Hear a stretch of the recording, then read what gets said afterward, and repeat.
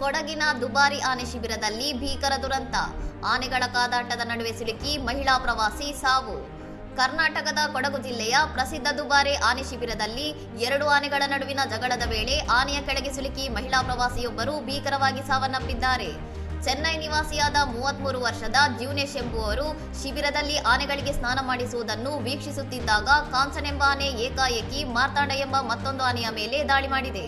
ಪ್ರಾಣಿಗಳನ್ನು ನಿಯಂತ್ರಿಸಲು ಮಾವುತರು ನಡೆಸಿದ ಎಲ್ಲಾ ಪ್ರಯತ್ನಗಳು ವಿಫಲವಾಗಿದ್ದು ಆನೆಗಳ ನಡುವಿನ ಕಾದಾಟದ ಭೀಕರತೆ ಹೆಚ್ಚಾಗುತ್ತಲೇ ಹೋಗಿದೆ. ಈ ಕಾದಾಟದ ವೇಳೆ ಸಮತೋಲನ ಕಳೆದುಕೊಂಡ ಮಾರ್ತಾಂಡ ಆನೆ ಜ್ಯೂನೇಶ್ ಅವರ ಮೇಲೆ ಬಿದ್ದಿದ್ದು ಮೇಲೇಳಲು ಪ್ರಯತ್ನಿಸುವ ಭರದಲ್ಲಿ ಮಹಿಳೆಯನ್ನು ಇನ್ನಷ್ಟು ತುಳಿದು ಹಾಕಿದೆ. ಘಟನೆಗೆ ತೀವ್ರ ದುಃಖ ವ್ಯಕ್ತಪಡಿಸಿರುವ ಅರಣ್ಯ ಸಚಿವ ಈಶ್ವರ್ ಖಂಡ್ರೆ ಅವರು ವನ್ಯಜೀವಿಗಳ ಸುತ್ತಲೂ ಕಟ್ಟುನಿಟ್ಟಿನ ಸುರಕ್ಷತಾ ಶಿಷ್ಟಾಚಾರಗಳನ್ನು ಜಾರಿಗೊಳಿಸುವಂತೆ ಅಧಿಕಾರಿಗಳಿಗೆ ಖಡಕ್ ಸೂಚನೆ ನೀಡಿದ್ದಾರೆ. ಪ್ರವಾಸಿಗರು ಆನೆಗಳ ಹತ್ತಿರ ಫೋಟೋ ತೆಗೆಯುವುದು, ಮುಟ್ಟುವುದು ಅಥವಾ ಆಹಾರ ನೀಡುವುದನ್ನು ತಡೆದು ಎಲ್ಲಾ ಸಮಯದಲ್ಲೂ ಸುರಕ್ಷಿತ ಅಂತರ ಕಾಯ್ದುಕೊಳ್ಳುವಂತೆ ಮಾಡಲು ಸಚಿವರು ನಿರ್ದೇಶಿಸಿದ್ದಾರೆ.